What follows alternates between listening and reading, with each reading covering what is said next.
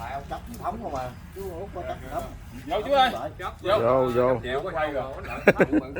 Đây vô. Hôm nay đãi mấy chú thợ. Cho con vô với. Rồi vô. Phá chừng lên hình lắm. Lên hình 34 chết luôn đúng. Ông đưa lên rồi. Hổng gầy luôn, mấy ông lên TikTok nhóc hết trơn nữa nha, có thấy không? Vô.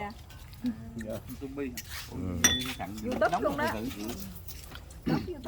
Ừ, gót cho ông chủ thầu một cái coi ông lên hình luôn coi. Trời luôn. Thành uống ly á.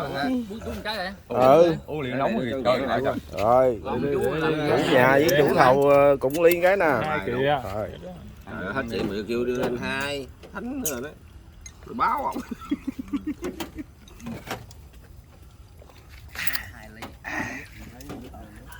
Thôi